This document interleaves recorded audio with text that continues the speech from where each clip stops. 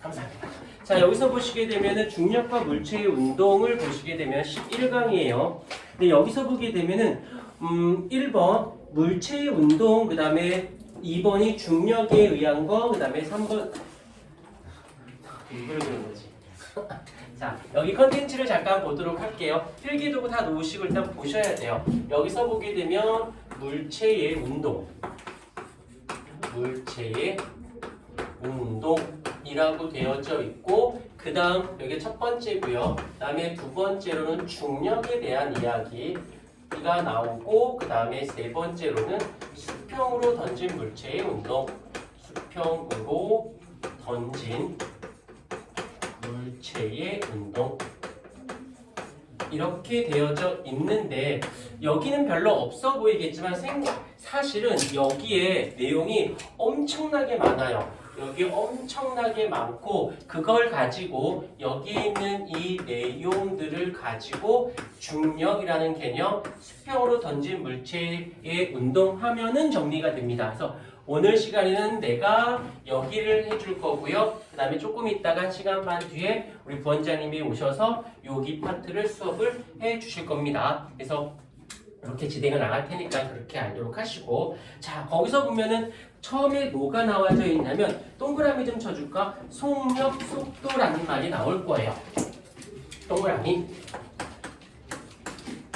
속력이라는 개념과 속도라고 하는 개념이 나오게 돼요. 사실 이제 여기가 양이 1시간 반에 끝날 분량은 아니야. 그런데 내용은 되게 많은데 막상 너희들 통합과학에서 내신에서는 그렇게 많이 써먹지는 않아요. 근데 모르면 안 되는 것, 모르면 아예 손도 안 되는, 못 된다는 거, 이거 꼭 잡아주셔야 되고요. 속력과 속도라는 개념이 나오는데 얘는 뭐냐면 이동 거리가 있고, 이동 외우지 않고 필기 이따 한 시간 드릴 거야. 시간이라는 개념, 속도라는 건 변위라는 단어가 들어가고, 분수꼴로 시간, 이렇게 사전적으로 공부하면 학습 효과가 높아지지 않아요. 현상으로 머리로 이해해 주는 게 좋은데, 자, 어떤 게 있냐면 얘가 슝 하고 10m를 갔어요. 그리고 슝 하고 4m를 되돌아왔어요.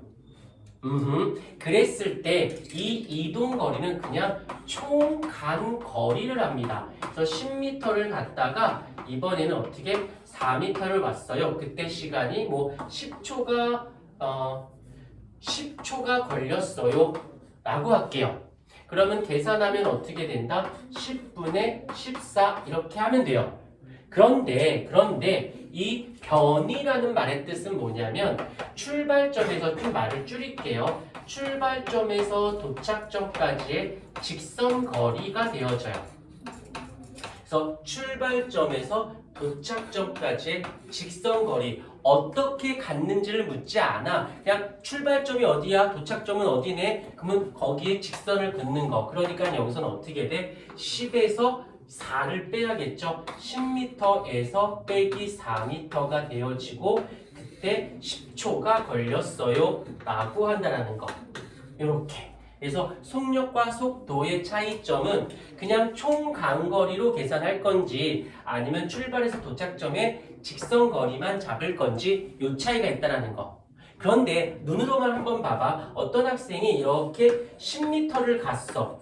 그때 10초가 걸렸어요. 그러면 이걸로 구해도 1이 나오고 이걸로 구해도 1이 나오는 거 똑같지? 얘가 같을 수도 있어. 다를 수도 있고요. 그러니까 이거에 대해서 너무 현혹되거나 고민하거나 스트레스는 받지 마. 그냥 이렇게만 해주고, 사실은 이 속도가 더 많이 중요합니다. 이 속도.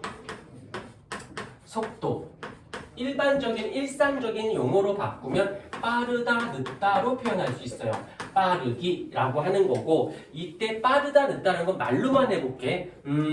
태연이하고 나하고 똑같은 10초 동안 갈 거야. 근데 얘가 150m 달렸고 내가 100m 달렸어. 그럼 누가 빠른 거야? 얘가 빠른 거지.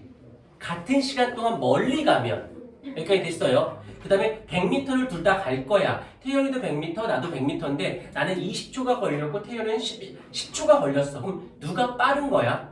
시간이 짧게 걸린 애가 빠른 거지. 이 정도 납득이 되죠? 이렇게 빠르다 늦다라는 건 시간적 개념하고 여기서 이제 정확히 변이라는 말을 써야 되는데 이제부터는 속력이라는 말은 안 쓸 거예요. 속도만 쓸 거야. 그래서 내가 거리라고 해도 너희들은 변이를 말씀하시는 건가 보다 라고 생각해 주시면 됩니다. 오케이. 그래서 얘를 시간을 t로 쓰고 거리를 s로 쓰게 되어지죠. 그래서 단위로는 미터를 쓰고 그다음에 시간은 세크를 쓰게 돼요. 그래서 v는 v 속도가 돼서 어떻게 v는 t분의 s 단위는 미터 퍼 세크. 같은 시간 동안 멀리 가면 빠른 거고요. 같은 거를 짧게 걸릴수록 빠른 거예요 라는 뜻이에요.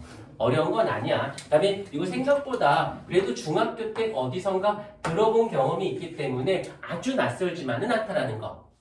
근데 이제 여기가 기본적으로 첫 번째, 얘가 두 번째, 그 다음에 세 번째. 이거 영상으로 다 찍어놓고 여기 카페에다 올리면 보내드릴 테니까 뭔가 찜찜하다 그러면 앉아서 막 고민하지 말고 영상 한번 보는 게 훨씬 더 효과적이야. 과학 공부를 하는데 과학은 수업 잘 듣고 숙제하는 정도로 끝내야지 너무 많은 시간 투자하면 뭐 당연히 과학 성적은 오르겠지. 알겠지만 이런 말하면 그렇지만 영어 수학이 더 중요해. 내가 과학 선생님 과학 원장이지만 영어 수학 안 나오면 안 돼. 거기에 시간 쪼개서 과학 공부도 해야지 시간을 뺏어서 과학까지 하는 건 아니야. 물론 1학년 때까지는 그래. 근데 2학년 되면 상황이 달라져요. 지금 고2들 수학이 단위수가 주 4회 수업하거든. 그래서 얘를 4단이라고 표현해. 수학을.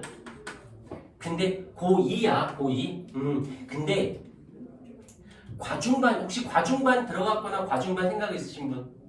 아직은 없으실까? 예일여고 과중 있죠? 그 다음에 선정 과중 있죠? 이 4과목 해야 되는 건 알고 있지? 물화생지? 물리가 단위가 3단이야. 화학이 3단이고 생명이 3단이고 지학이 3단이야. 12단이야. 단위수가 말도 안 되게 높아져요. 근데 뭐 저는 그냥 과학은 두 과목만 할 거예요 라고 해도 한 과목에 3단위가 2개만 해도 6단위가 돼요.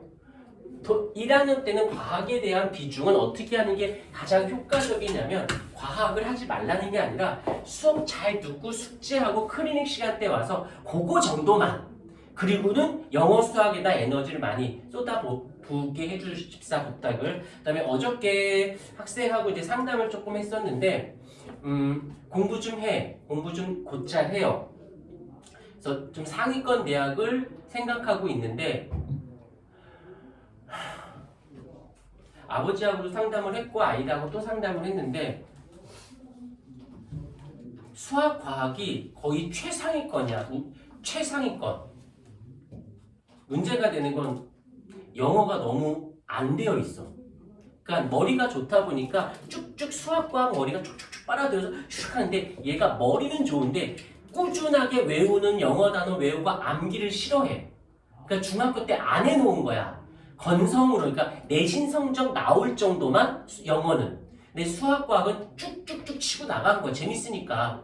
그리고 이제 고등학교 1학년 때 왔을 때 하다가 고2가 딱 되니까 아무리 수학과학이 최상위권이라고 해도 할 분량이 너무 많은 거지. 근데 문제가 되는 게 영어가 이제 미천이 다 떨어진 거야. 중학교 정도만 외웠다가 미리 중학교에서 고등학교 가기 전에 미리미리 좀 고등학교를 해놓고 왔었어야 심적 부담감이 없는데 영어의 심적 부담감이 커지니까 어쩔 수 없이 영어의 시간을 투자를 해야만 하는 거야. 이게 문제인 거지. 시간 관리를 잘 해주셔야 되고 공부할 때 분량 정리도 잘 해주셔야 돼요. 그냥 하면 되겠지? 이런 거 안 돼. 고등학교 때서부터는 시간이라든지 아니면 여기 여러 가지 공부량이라든지 과목의 밸런스를 잘 맞춰서 공부해 주셔야 돼요. 그 애들이 결국에는 성적 향상률로 가요. 그건 너희들 아직은 솔직히 못 느껴. 이번 중간고사 끝나보고 그다음에 이렇게 상황 봤을 때 봄수 체험하기 전까지. 그러니까 지금은 잘 모르겠으니까 그냥 시키는 대로만 잘 따라와 주세요. 그래서 수업 잘 듣고 클리닉 정도만 잘해주고 영어 수학에다 에너지를 많이 쏟아달라는 거. 자, 이제 힘에 대한 이야기를 할게요. 힘이라는 건 알겠지만 물체의 모양이나 운동 상태를 변화시켜. 너무 깊게 안 들어갈게요. 힘은 변화예요. 변화가 있으면 힘이 있는 거고 힘이 있으면 변화가 있는 겁니다. 라고 해서 질량 곱하기 가속도. 얘가 질량이 되어지고요. 그 다음에 얘가 가속도가 되어지는 거예요. 여기까지. 그런데 여기서 왜 갑자기 이게 왜 나왔나요? 라고 한다면 여기서 힘은 변화라고 했어요. 변화. 일로 가볼게. 자, 힘이 없어. 힘이 없어요. 그러면 변화가 없다의 개념이기 때문에 속도, 자, 듣기만 해. 속도 변화가 없다라고 얘기를 해도 돼요. 자, 이번엔 힘이 존재해요. 힘이 있으니까 속도 변화 있다라고. 생각을 많이 집어넣지 마. 있는 그대로 가세요. 힘은 변화니까 힘이 없으니까 변화가 없는 거고 힘이 있으니까 변화가 있는 겁니다. 이대로만 스펀지처럼 받아들여. 생각을 집어넣지 마. 그런데 이렇게 할 때마다 힘이 없어서 속도 변화가 없어 라고 말이 길어. 말을 줄이자. 줄일 거예요. 줄일 거야. 속도가 변화가 없어. 등, 같을 등. 변화가 없어 속도가 일정한 운동이라는 뜻이야. 같은 말을 이렇게 길게 쓰지 않고 줄여서 등속도라고 썼다고요. 등속도가 뭐예요? 라고 하면 속도가 일정해. 속도 변화가 없는 운동. 힘이 없으니까 이러고 해석을 해주는 거야. 오케이? 그러면 얘는 뭐가 될까? 얘는 속도의 변화가 있으니까 속도에 변화가 있어요. 가변적이야. 불변하다의 반대가 가변적. 너 여기 가변적이니? 자꾸 변하니? 들어본 적 있나? 가변저항이란 말 들어본 적 있니? 안 들어봤어요. 가변적이야. 그 드라마의 도깨비가 불멸의 사랑을 하지 않니? 반대가 가변적이란 뜻이야. 그러니까 속도가 변해요 란 뜻이에요. 이해됐습니까? 오케이. 얘를 그래서 얘는 그냥 V로 여전히 쓰고 얘는 스몰 a로 쓴다라는 거. 요 정도는 구별을 해주셔야 돼요. 요 정도는. 그 다음에 이 가속도에 대해서 조금 더 가볼게요. 가속도. 는 교과서적인 정의상 단위 시간 동안의 속도 변화라고 말을 하는데 에휴, 그런 거 다 언제 다 기억해. 영어 수학 단어 외우고 수학 문제 풀기도 바쁜데 시간 동안에 속도의 변화. 요 속도 변화를 똑같은 말인데 그러니까 이런 거지. 똑같은데 여러 가지 단어로 쓰이는 요거를 어떻게 쓰냐면 요렇게 쓰는 책도 있어요. 삼각형 직각 삼각형의 V. 얘 이름을 뭐라고 읽으냐면 델타라고 있습니다. 미안한데 지금 이건 중학교 과정이에요. 하고 고등학교랑 중복되어 있는 거니까 복습하는 거. 근데 아는 거면 오케이 하면 되고 모른다 그럼 모르는 게 아니라 까먹은 거야. 다시 상기시켜 놓으셔야 돼요. 중학교 때 나왔던 거니까. 그래서 요 델타는 어떻게 또 표현하느냐. 얘는